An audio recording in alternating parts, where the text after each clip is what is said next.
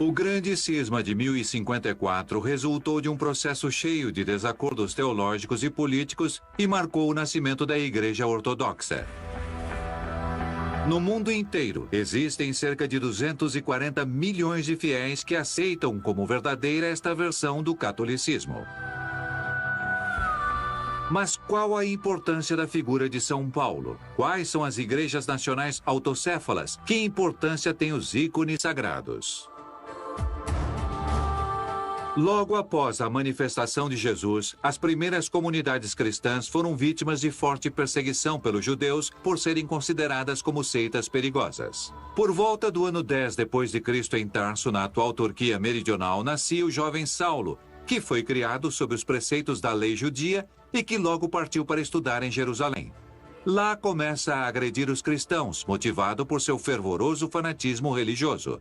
Mas durante uma expedição para Damasco, Saulo viu-se envolvido por uma luz fulgurante que o cegou e o fez cair do cavalo. E o Senhor então lhe falava, convidando a converter-se para anunciar sua palavra ao povo.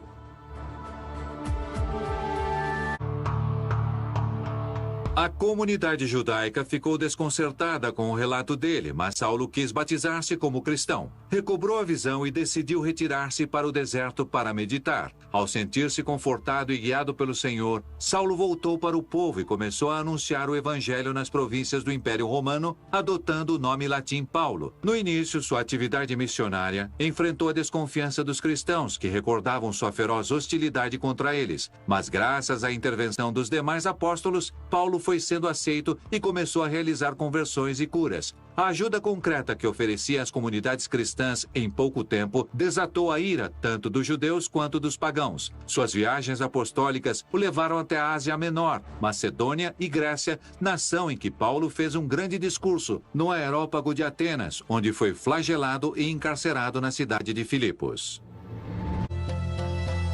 A atmosfera que Paulo encontra ao retornar a Jerusalém estava muito tensa. Ele foi processado pelo Sinédrio por ser cristão, mas graças à sua cidadania romana, conseguiu apelar ao juiz do imperador e conseguiu se deslocar para Roma. Lá encontrou-se com Pedro e juntos fizeram um aporte fundamental, tanto para o nascimento como para a organização da comunidade cristã. Mas o tribunal romano condenou Paulo à morte e, finalmente, no ano 67 d.C., ele foi decapitado sem nenhuma piedade.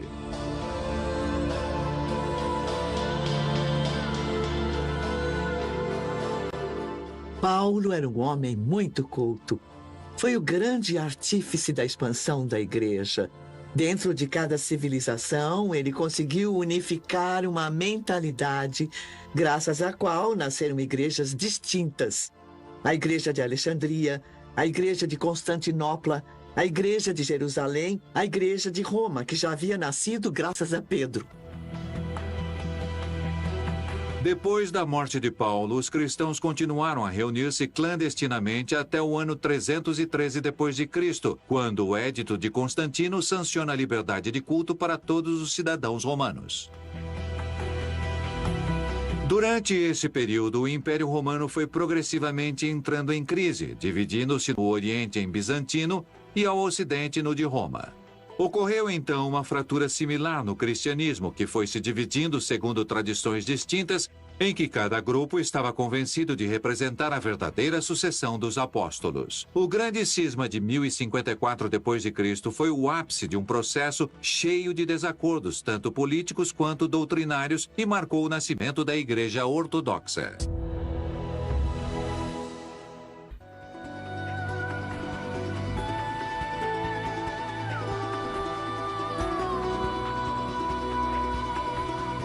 Ortodoxia é uma palavra grega que não se traduz em outras línguas e provém do grego antigo, significando, por um lado, opinião e, por outro, culto correto. Ortodoxia significa, portanto, opinião correta, ponto de vista frente a Deus, frente ao homem e frente ao mundo e a correta interpretação da adoração a Deus.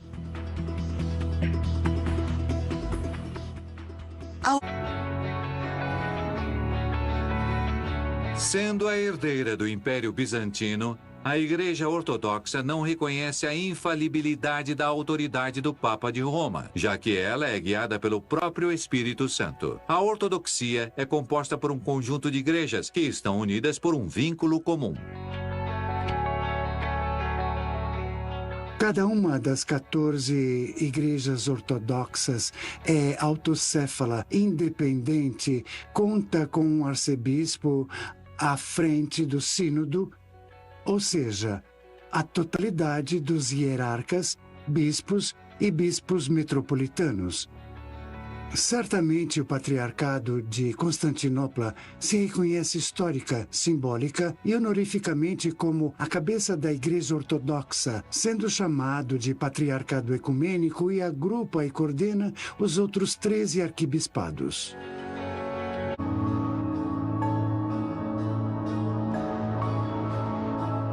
Para o cristianismo, a figura central é a Theotokos, a Mãe de Deus e de toda a humanidade. Os fiéis ortodoxos pedem sua intercessão nos momentos mais importantes de suas vidas. De fato, Deus se encarnou em Cristo através da Santíssima Virgem Maria.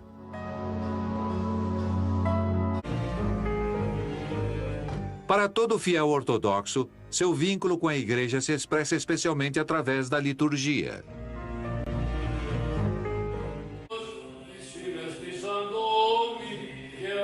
Durante o sacramento da Eucaristia, são recitados salmos e comentam-se as leituras bíblicas, ao som de uma sucessão de hinos cheios de poesia e que anunciam a beleza pacificadora do reino de Deus.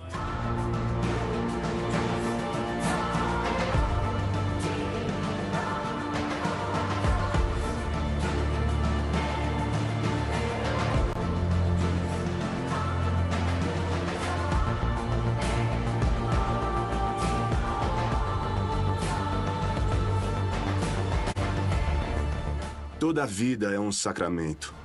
Temos que tomá-la assim. A vida é um dom de Deus, então é um grande sacramento, é um mistério. Mas nós precisamos tocar em algo. Então os sacramentos nos ajudam a nos conectar de uma maneira física ao que cremos espiritualmente. Os locais de culto adquirem um valor sagrado, já que encerram um universo simbólico onde se destacam os ícones sagrados. Expoentes da arte bizantina, os ícones representam cenas das escrituras e dos santos venerados. Eles enriquecem os edifícios e inclusive delimitam o espaço sagrado do altar, no chamado iconostácio. Mas agora restam a fé, a esperança e a caridade. Estas três coisas, mas a principal delas é a caridade. São Paulo, primeira epístola aos Coríntios. Tomando como exemplo os apóstolos e as primeiras comunidades cristãs, a Igreja Ortodoxa põe a serviço dos mais necessitados grande parte de suas energias. De fato, é entre os últimos onde o cristão encontra-se com o verdadeiro rosto de Jesus.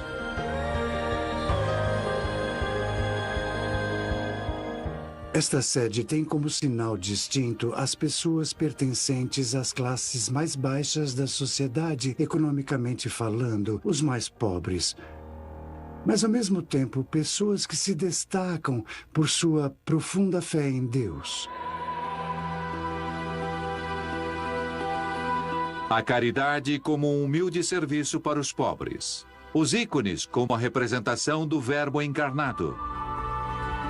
As igrejas, como os lugares destinados ao reconhecimento ante ao Senhor. A Eucaristia, como o mistério sobre o qual se baseia a liturgia. As obras dos padres, como as composições inspiradas por Deus. A Santíssima Trindade, como a verdade fundadora do cristianismo. A conversão de Paulo, o valente missionário da palavra de Cristo, que inspirou o nascimento da Igreja Ortodoxa.